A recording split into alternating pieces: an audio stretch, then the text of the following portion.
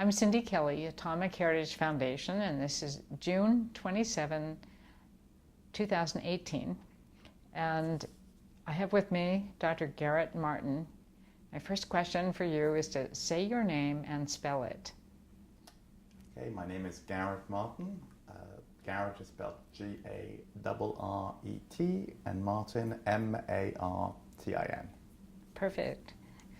So we always like to have people identify themselves. So maybe you could just briefly tell us about, where you're from, your life, how you got into a career of history.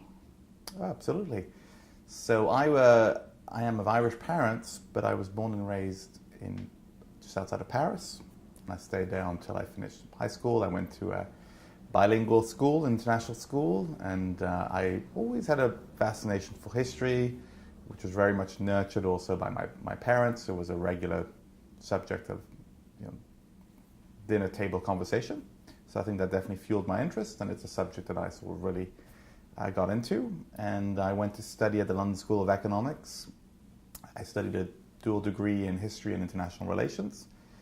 And since I really enjoyed the professors, I really enjoyed the subject matter, I just sort of stumbled into a master's degree first, and I had to sort of write a thesis. And one of my professors suggested looking into the 1960s and looking at the relationship between France and the United States, looking at de Gaulle in particular and Nato. So I wrote my master's thesis, really enjoyed it, and then was offered a scholarship to do a PhD, and sort of, again, I suppose, stumbled into it, and 4 years later, after arduous work and a lot of research, finished my PhD, and then along with my wife, we moved to Washington, D.C., and I've now been teaching at American University, and I've sort of kept a foot in the discipline of history, but I also teach very much about contemporary transatlantic relations.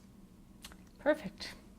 Okay, since we're talking about France in the 50s and 60s, tell us about Charles de Gaulle and the transition and what he was doing for Free France, during World War II, where he was, and then how he made a comeback in France.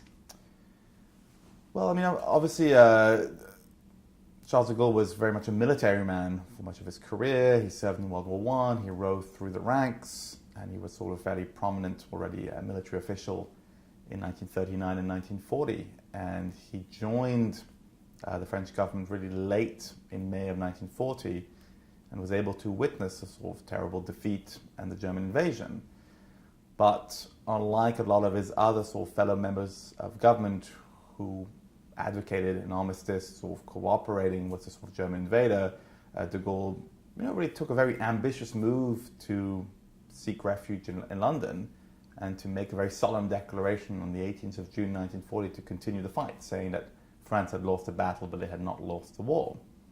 And so it was definitely a very audacious, he didn't have necessarily great legitimacy to start with, but he was able to muster together a number of other people who fled, other soldiers, to create a small enough force, and he was able to make himself often a difficult partner sometimes for Winston Churchill and for the Americans, but he was able to kind of impose the fact that there was a French alternative, there was a group of French who were ready to fight and ready to try and make that contribution to defeating the Nazi enemies. And so de Gaulle was able to be part of D-Day. He landed in I believe in June 1944, a couple of days after D-Day, and was able to sort of impose the fact that, place himself at the head of a sort of provisional government in 1944, once France and most of France was liberated. Now, in that sort of initial phase, though, there was a lot of turmoil, there was a lot of major challenges for France in the initial end of the war. And de Gaulle was also very frustrated with sort of the traditional political parties, and he sort of abruptly left in January 1946, thinking that, in a sort of bluff that would strengthen his hand, but the parties moved on, they were able to sort of set up the Fourth Republic. And de Gaulle was kind of on the sidelines for a number of years. He tried to create his own political party. He stayed involved to a certain degree in some domestic and international matters, But certainly by the middle of the 1950s, it looked as if de Gaulle was just going to, live his golden age outside of politics. And really, it was the worsening of the Algerian War, which had kind of broken out in 1954. Algeria was a French colony, and it erupted in a sort of a large fight for independence. And the war just became increasingly a quagmire for the French government, who seemed unable to defeat the Algerian opposition. And the worsening of the crisis and the worsening of the war effort really created a momentum, a sense that the Fourth Republic was ill-equipped to face this war, and therefore they needed to consider other solutions. And so increasingly the name of de Gaulle, because of his legitimacy from the war, from the resistance, was brought forward. And that allowed de Gaulle to come back to power in 1958, to be able to institute a sort of constitutional change and create a new Fifth Republic with a strengthened executive, a strengthened position of president, and allow him to come back to power for the next 11 years. So a very tortuous story, a very unlikely story, but that's how de Gaulle comes back to the forefront of French politics. So what was going on with respect to France's nuclear program? Let's go back a bit with Frédéric Joliot-Curie. What was his role during the Vichy government, and then what emerged after the war? Frédéric Joliot-Curie and a number of other sort of prominent scientists had made a certain number of scientific breakthroughs in the 1920s and 1930s. And I think maybe the most impactful, I believe, in 1939 was his findings about nuclear fission. But of course, with the war, and specifically France being invaded by Nazi Germany, a lot of those important breakthroughs, a lot of these important innovations were put on hold. And I think some of the scientific team went in different direction. Now, Frédéric Joliot-Curie, to his credit, decided to stay in France and become part of the resistance. But I think one of the consequences, and I think one important part of the story here, is that the French were essentially kept out of the Manhattan Project. I think they were somewhat kept abreast, or they had an idea of what was happening, but they were not intimately or directly involved in the project. I believe, if memory serves me correctly, that Charles de Gaulle, as leader of the Free French, does find out about it sometime in 1944. I think he is somewhat briefed about the fact that there is this ongoing project, but is well aware that the French are sort of marginalized and not involved. And so, as soon as the war ends, essentially, if I'm not mistaken, in 1945, I know that de Gaulle meets Joliot-Curie. They decide to create le Commissariat à l'énergie atomique, or the Atomic Energy Commissariat, a sort of structure in order to continue to build upon the scientific discoveries of the French scientists before the war. I think that became even more urgent once the 2 atomic bombs are dropped on Hiroshima and Nagasaki. I think for de Gaulle and Joliot-Curie, at least at that time period, I think there's a sort of meeting of interests. And they don't necessarily come from the same angle, but I think they have a shared interest in seeing France pursue and develop a nuclear program. I think for Joliot-Curie, I think it's mostly a scientific interest. A belief also that that nuclear energy can be harnessed for social good. I don't think he's interested, or he's very uncomfortable with the military dimension, but he still believes that despite that, I think there is social and economic and other benefits from nuclear energy. I think for de Gaulle, there's very much already a political understanding that this is a new significant development, it's a new significant innovation, and that also for a variety of reasons, for energy needs, for France's status in the future, being able to harness this technology would be important. So at least in 1945, I think there is a sort of meeting of the minds there that France needs to sort of get serious about this, knowing full well that it will probably take years. And I think initially there's a sense that you have to harness kind of nuclear energy on for civilian purposes first, and then maybe later on they could consider military implications. But at least the priority is very much focusing on civilian energy first. So how did that play out, this first focus on civilian energy? Who are the players, and how did that happen after the war? Well, I think that's what's an interesting feature here is it really sort of goes through three different authorities, and there's real continuity despite some of the changes in sort of political structures. So the initial decision, the initial impetus from the breakthroughs of the pre-war are done by the provisional government with Degaulle. The real concrete implementation of the building of le CERA, the Commissariat à l'énergie atomique, the Atomic Energy Commissariat, is finding a site, finding the personnel. All of that is done under the Fourth Republic. Okay? And you have a number of key figures that play a key role, like Félix Gaillard and others. And that happens really under the Fourth Republic. And later on, when they make the decision secretly at first to also develop a nuclear weapons program, that is started under the Fourth Republic, but it's culminated under the Fifth Republic under Charles de Gaulle. So there's an interesting continuity of goals and ambition despite the changes in political structure. And some of those key figures serve not only under the Fourth Republic, but they also serve later on. And there's very much, the two, I think, key players is you do have that commissariat I mentioned on the scientific dimension, but also within the sort of military establishment, within the sort of military elites as well. There's increasingly, at first, paying attention to the implications of this sort of new nuclear weapons, keeping abreast of developments elsewhere, whether it's this transition to sort of thermonuclear technology in the early 50s, looking at the capacities of other countries, first the Soviet Union and then Great Britain, who are able to also develop nuclear tests. So I think they're a second important player here in the development of the French nuclear program. How prevalent was communism in France during this time, and what effect did it have for scientists in government who were communist? Well, I think communism is certainly a pretty significant political force for a large period of the post-war in France. You have to think that the Parti communiste français, the French Communist Party, was several times the largest party in French politics. If you look at sort of number of votes it received, it's actually part of government briefly in the first couple of years after the post-war until 1947, I believe. It remains even after that, often polling close to 20%. So that speaks, I think, volume, to the sort of size and the influence of the French Communist Party in French politics. They are not part of government afterwards for a variety of reasons, but they have a large kind of blocking role in French politics.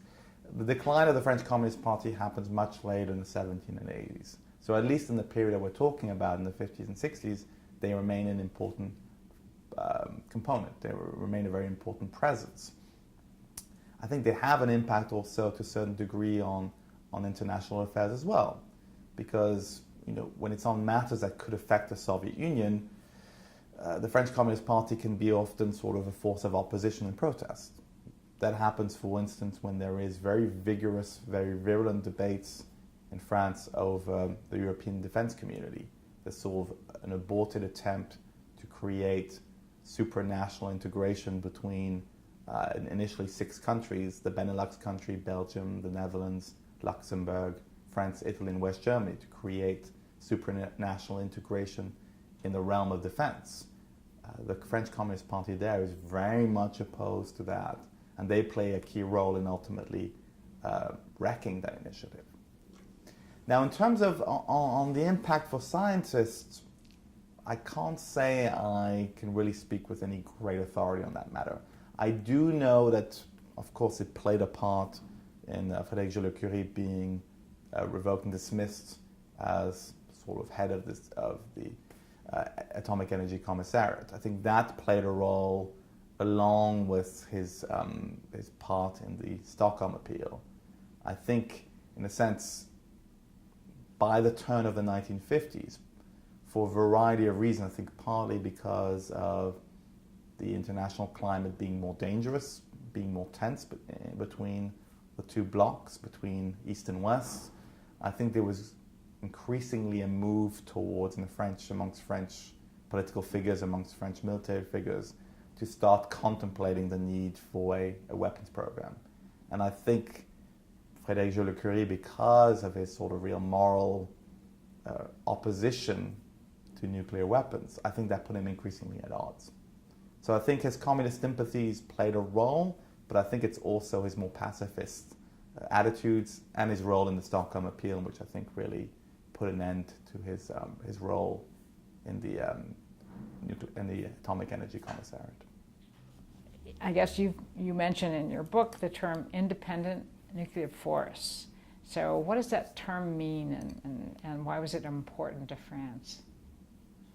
Oh, I think it was tremendously important for Charles de Gaulle in general. I mean, I think there is a notion of, when he's talking about an independent foreign policy, to put it in kind of the larger context, it's an idea that France would not be completely subordinated to its superpower ally of the United States. That it could at times have a certain margin of action to follow its own decisions without having to always consult and defer to the United States. So there's that general sense, a general foreign policy principle that very much guides de Gaulle. I think he was someone who believed, or who had a vision of international relations where it was driven by nation states, and that a nation could not be completely sovereign if it didn't have that kind of independence, specifically for great powers. And de Gaulle most certainly viewed or believed that France was a great power that had a real global role to play on the world stage. So I think there's that element. In terms of for the nuclear force, I think that has to be put also in the context of changes in NATO's nuclear strategies and changes in nuclear technology and concerns about how should I put it, about the credibility of the American nuclear umbrella. I think that's probably the best way to put it. You know, as long as the Soviet Union has not developed intercontinental ballistic missiles, the so-called ICBMs, essentially the American territory was invulnerable to sort of Soviet nuclear attacks. Once that changes in the late 50s and early 60s, that has sort of real implications. Because if there was to be some kind of military incursion in Western Europe, in a hypothetical scenario, if Soviet tanks started trying to invade West Germany, the question would be, if you're summing it up, would the United States risk New York to defend Munich? Would they take the risk of, responding to a Soviet attack with sort of full nuclear reaction, even if that led to a nuclear exchange, and that could lead to major American cities being destroyed? And so I think there's a real fear, concern amongst Western European allies in general about the credibility of the nuclear umbrella in that kind of new configuration. And that becomes even more acute in the early 1960s when there's a change in American sort of nuclear doctrine and a change in the sort of NATO's nuclear doctrine away from what they called massive retaliation, which essentially suggests that any Soviet military incursion would immediately the response would be immediately a nuclear response, to a new doctrine called flexible response. From the American perspective, the idea of nuclear holocaust or nothing was not very palatable. If your options were to immediately have to go the nuclear option, then that seemed to be very off-putting and could be potentially very dangerous. So the idea of flexible response was to try and develop more conventional forces, more conventional weapons in the arsenal to be able to respond, have a graduated response if there was any sort of Soviet incursion. That you would only resort to nuclear weapons if you were in a desperate position. Again, from the position of Europeans, including the French, they interpreted that as a sign of possibly of decoupling of the American nuclear umbrella, of the United States moving away from the unambiguous commitment to defend Western Europe at all costs. So I think there's that overall context.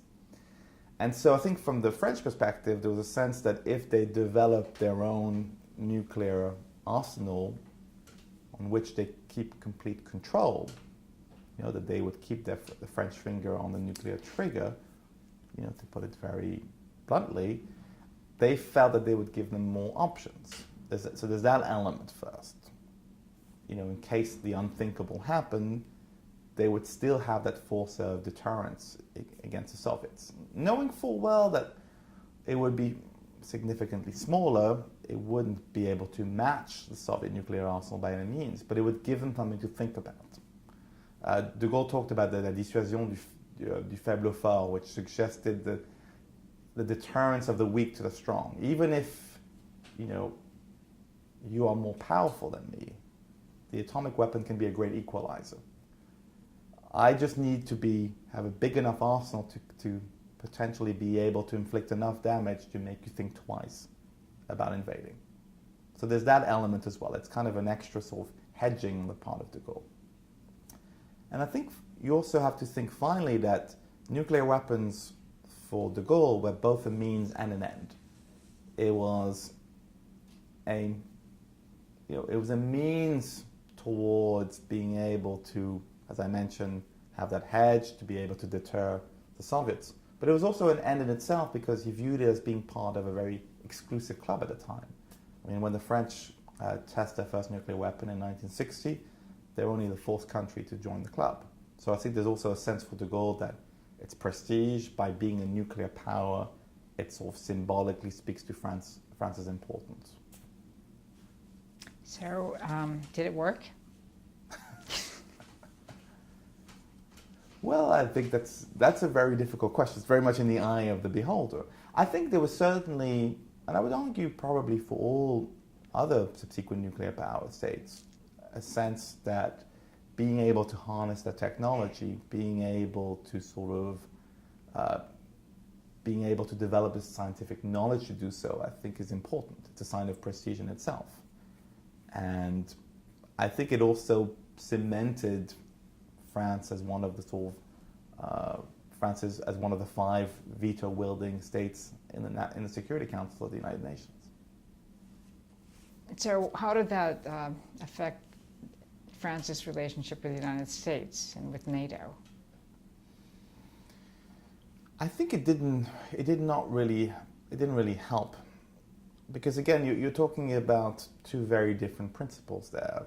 For de Gaulle, he came back to power already with a certain amount of animus towards NATO, a belief that NATO's integrated military structure essentially subordinated great powers like France to American control and to American leadership. And I think from his perspective, if only the United States really essentially had control and had their finger on the nuclear trigger, that only exacerbated their importance. So he's already not very well disposed to NATO, believing that it essentially kept the French down. And as a military man, I think it was particularly difficult for him, this idea that French troops would be under the command of sort of foreign generals. So there's that element.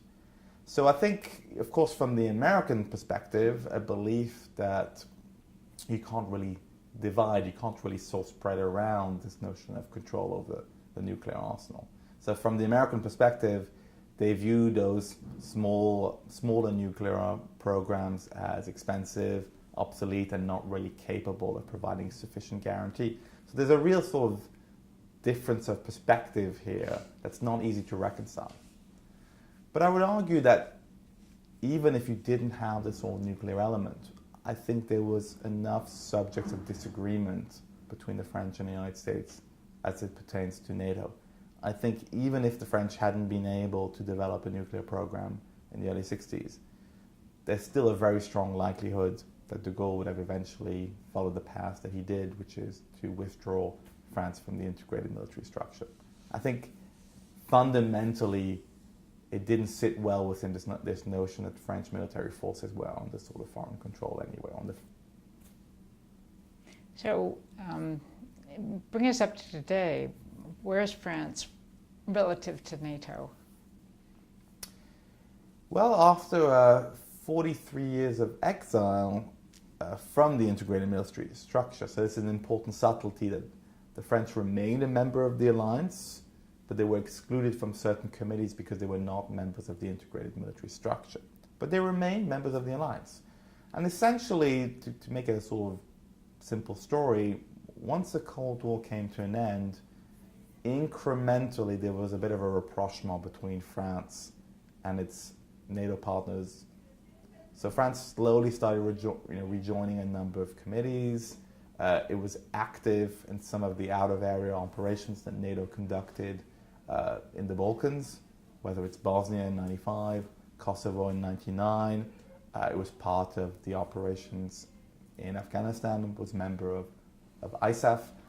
So in a sense, when the French President Nicolas Sarkozy formalized France's reintegration into NATO's integrated military structure in 2009, it was just essentially confirming what was practically already happening in practice. The one question I had was why France was able to do tests in Algeria even after Algeria gained its independence and during the early tests during the war. So the choice of the tests in Algeria, I believe, was taken in late 57 or early 58. And that's, again, an interesting example that this was taken basically in the waning months of the Fourth Republic.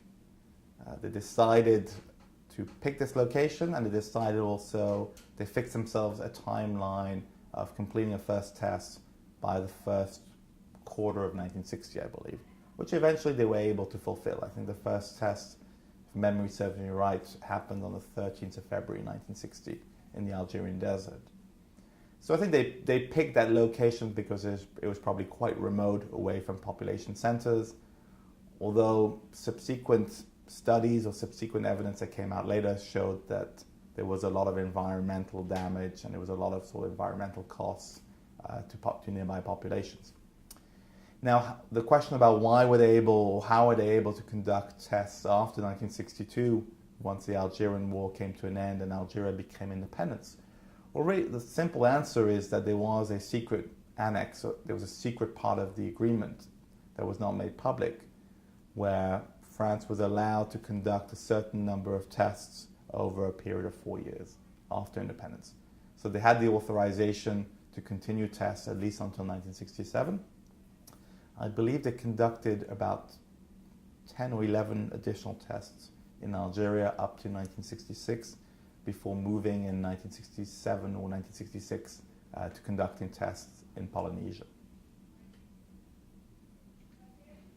You say in one of the collaterals in the testing was harm to the civilian population or environment. Can you elaborate on that? I would need to sort of double check to be more specific. I know there was sort of radioactive waste, I think, traveled several thousands of miles. They were able to find traces much further south in other sort of major West African cities, as far as Mali, I believe. So I think there was sometimes, even when they conducted 4 overground tests, I think in 1960-61, before shifting to underground tests. But even when they conducted underground tests, I think there was some sort of leakage or some of the radioactive, I'm not a scientist, so I may misspeak, but I think even some of the radioactive material was able to sort of surface. So there was certainly some environmental costs that were kept hidden for many years and have only become more public, and I think in recent years. You mentioned that they started doing underground testing, but why were they opposed to the limited or partial test ban treaty? So I think the opposition to the partial test ban treaty of August 1963, I think, has to be viewed as primarily there was a technical aspect, if I'm not mistaken, but it was primarily political. The technical aspect is, I think, the French nuclear arsenal, what they call la force de frappe, still needed additional tests. It wasn't quite complete. And so there was concern that by signing on to this agreement, it might preclude the ability to conduct these additional tests. So that was that initial very practical reason for the opposition. The political opposition has more to do with a sense from de Gaulle in 1963 that this is essentially a US-Soviet agreement, that the superpowers are negotiating separately without real consultation with allies, and they're trying to impose this agreement and restrain other would-be nuclear powers, like France. So there's that element, there's opposition to sort of superpower condominium or superpower, leading and taking decisions for the rest of the world. De Gaulle often liked to invoke the memory of the Yalta Accords in 1945, which were often depicted as the United States, the Soviet Union, and Great Britain kind of carving up Europe. And so de Gaulle often invoked this image of Yalta, and he sometimes made references to this agreement being a sort of similar logic. And thirdly, a more indirect cause, I think, for opposition was that the West German government, under Chancellor Konrad Adenauer, did sign on to this agreement, but were very upset by the fact that East Germany was one of the signatories. At the time, the West Germans had this sort of position that they did not recognize East Germany as a legitimate state. They claimed that West Germany was the only legitimate representative of the German people. And this was in a context where, under de Gaulle, there had been a real impetus to try and cement a Franco-German reconciliation after many, many decades of opposition, of multiple wars. And so I think de Gaulle was trying to play on this sort of West German resentment towards the treaty to try and, in a sense, drag West Germany closer to France and away from the United States. So I think all of these very disparate reasons, I think, played a role in de Gaulle being opposed and refusing to sign the partial test ban treaty. Interesting. So shall we, let's move on then to talk about the progress, the beginning and then the progress of the French energy front, harnessing the energy of the atom in their power reactors. How did that begin, and what kind of, how did it develop in the 50s and 60s? Well, I think if we're talking about nuclear energy, I would point to a slightly later period I think as even maybe more significant.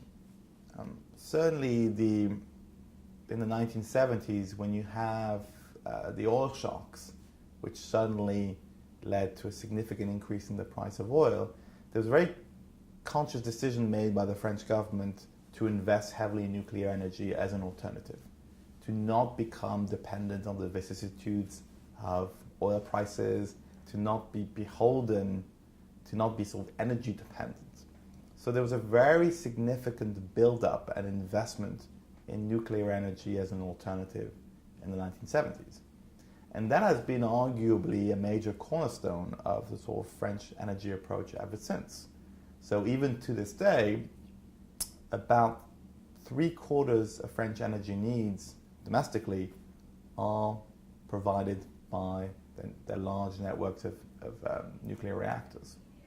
So I think to this day, I believe they have about 58 nuclear reactors on 19 different sites. Okay, so that's been very much a cornerstone domestically, but also even in terms of export. I mean, the French have had, like through Areva and other companies, they've had a very active approach in helping other countries to build nuclear reactors for civilian purposes. So that's also been a very important economic, trade and commerce component of the French government. And of course it helps to sort of cement political ties. And it's been very much a sort of state-driven enterprise. One of the interesting sort of anecdotes, of course, in recent months, there's been a lot of focus on the Iran nuclear deal. But France, amongst others, played a role in the 1970s before the Iranian Revolution to try and supply support for the Shah of Iran to try and build up his domestic nuclear energy program. So again, it's one of the great sort of historical ironies. Now, interestingly though, in recent years now, in the last 2 or 3 years, an important law was passed in 2015 where the French are trying to sort of move away from this high degree of dependence on nuclear energy to supply energy needs. There's a pretty ambitious goal of trying to move from about 75% of energy being supplied by nuclear energy to more around 50% in a time frame of about 10 to 15 years. I think there's concern about the cost, concern about about the security of some of the older nuclear reactors, concern also about some of the recent accidents that have happened, of course, including in Japan and Fukushima. So I think that's played a big role in trying to sort of reduce some of the level of dependence. And I think also a desire to try and build up sort of more renewable energy. Currently, France is quite on the lower end when it comes to its sort of renewable energy as compared to its sort of partners of the European Union.